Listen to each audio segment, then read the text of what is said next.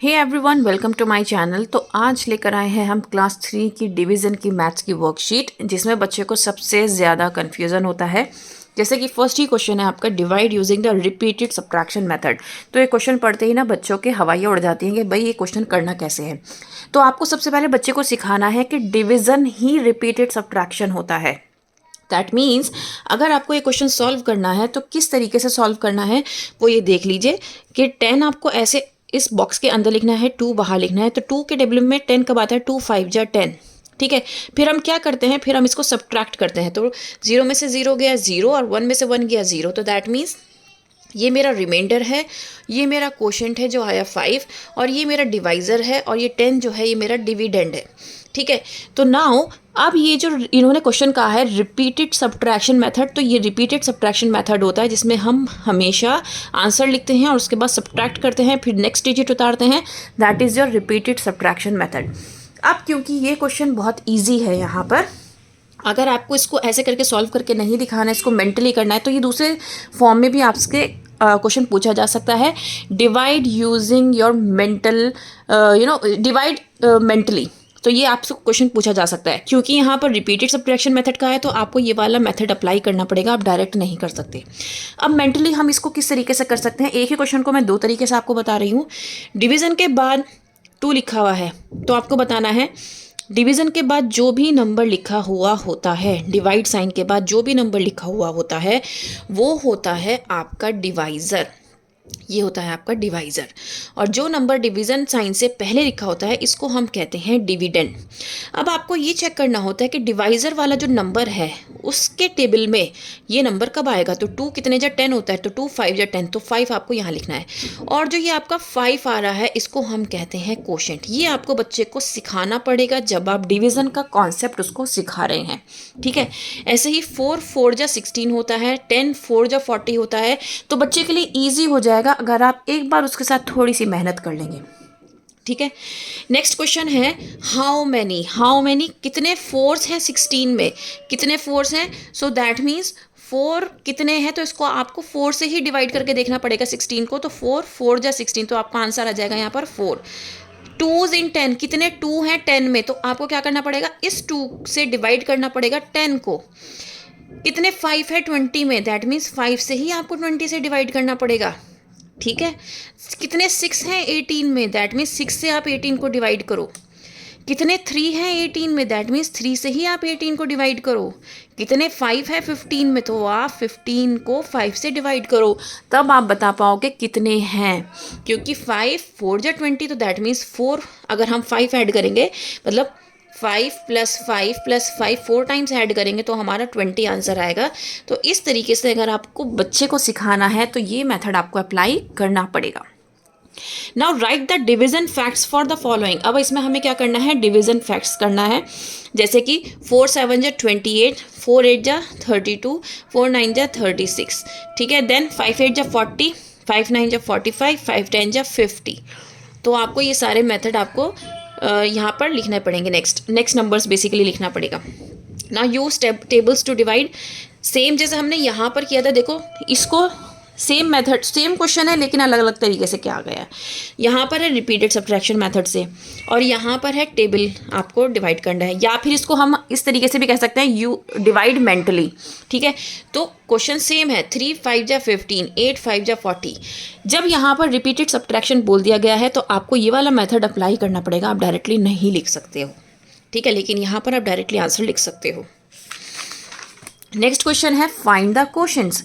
अब यहाँ पर बच्चे को क्वोशंट पता होना चाहिए। क्वोशंट क्या होता है, सबसे ज़्यादा जो कंफ्यूज बच्चा होता है वो मैं आपको बता देती हूँ। 2 कितने जा 2 के टेबल में 12 कब आता है, हमें बच्चे से ये कहना है। तो बच्चा कहेगा 2 6 जा 12 होता है, तो हम ऐसे लिखेंगे।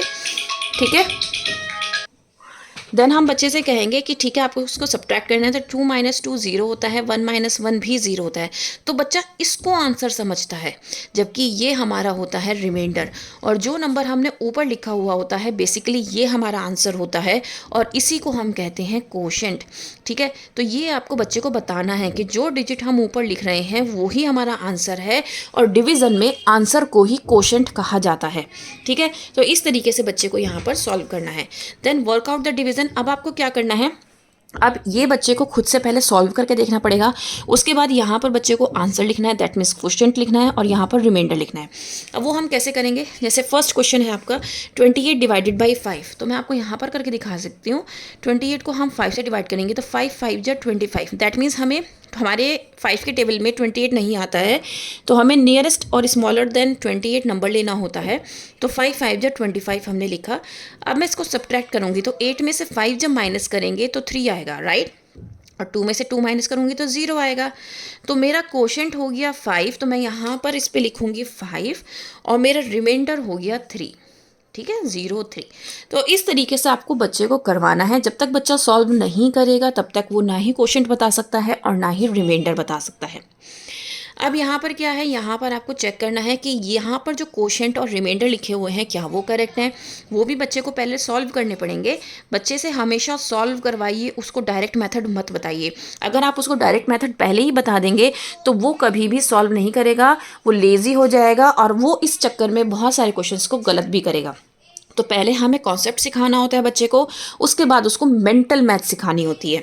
देन तो 5 10 जा 50 होता है, तो यहाँ पर हमारा 0 0 रिमाइंडर है और 10 क्वोशिएंट है, लेकिन यहाँ पर इन्होंने 9 दे रखा है और ये 5 दे रखा है, दैट मीन्स ये हमारा रॉन्ग है, ठीक है। तो ये वाला हमारा करेक्ट है। अब आपको समझ में आया किस तरीके से आपको करना है, क्योंकि हर एक क्वेश्चन के 2 पार्ट्स दिए हुए हैं, तो आपको ये बताना है कौन सा करेक्ट है इसमें, ठीक है। ऐसे बच्चे को करवाना है। नाउ यहाँ पर है डिवीज़न का क्वेश्चन। 9 से डिवाइड करना है 44 को। तो हमें सबसे पहले क्या चेक करना होता है, ये है हमारा डिवाइज़र और ये है हमारा डिविडेंड। अब हमें सबसे पहले फर्स्ट डिजिट चेक करनी है 4, क्या 9 से छोटी है, येस, तो दैट मीन्स मुझे 2 डिजिट्स एक साथ लेनी है।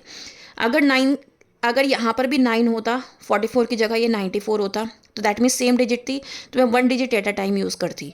या फिर ना यहाँ पर नंबर बड़ा होता तो भी मैं 1 digit at a time use करती, बट यहाँ पर नंबर छोटा है तो मैं 2 डिजिट एक साथ लूँगी। अब मुझे ये चेक करना है क्या 9 के टेबल में 44 आता है, नो नहीं आता, तो मुझे उससे छोटा नंबर लेना है। 9 के टेबल में जो 44 से छोटा हो लेकिन नियरेस्ट नंबर हो, तो वो मुझे लेना है। तो 9 3 जा 27, 9 4 जा 36 एंड देन 9 5 जा 45, तो 45 तो बड़ा हो जाएगा, सो 9 4 जा 36 लूँगी मैं, ठीक है। अब 4 में से 6 माइनस नहीं हो सकता तो मैं बोरो करूँगी, ये 3 रह जाएगा, ये 14 हो जाएगा, तो 14 में से मुझे 6 माइनस करना है, तो मेरे पास रह जाएगा 8, और 3 में से 3 गया 0, ठीक है। तो मेरा जो रिमाइंडर है वो 8 हो गया, मेरा क्वोशिएंट जो है वो 4 हो गया, ये मेरा डिवाइज़र है 9 और 44 मेरा डिविडेंड है। ये बच्चे को आपको सिखाना है। नाउ नेक्स्ट क्वेश्चन है यहाँ पर 78/8। तो यहाँ पर बच्चे को बताना है कि 78 जो पहला नंबर है वो आपको ऐसे लिखना है बॉक्स के अंदर और 8 बाहर लिखना है। अब जैसे कि यहाँ पर देखिए ये मेरा डिवाइज़र है, तो फर्स्ट डिजिट जो है यहाँ पर छोटी है, तो मुझे दोनों नंबर्स को एक साथ चेक करना है। तो 8 के टेबल में 78 नहीं आता है, तो मुझे उससे नियरेस्ट नंबर और उससे छोटा नंबर मुझे चेक करना है 8 के टेबल में कौन सा होगा। सो 8 8 जा 64 होता है और 8 9 जा 72, तो 72 इज़ द नियरेस्ट वन, तो वो हम लिखेंगे, सब्ट्रैक्ट करेंगे। सो 8 में से 2 गया 6, 7 में से 7 गया 0, सो 6 मेरा रिमाइंडर हो गया, 9 मेरा क्वोशिएंट, और इस तरीके से ये कंप्लीट हो जाता है। उम्मीद करती हूँ आपको समझ में आया होगा। Please like share and subscribe, that's all, thank you.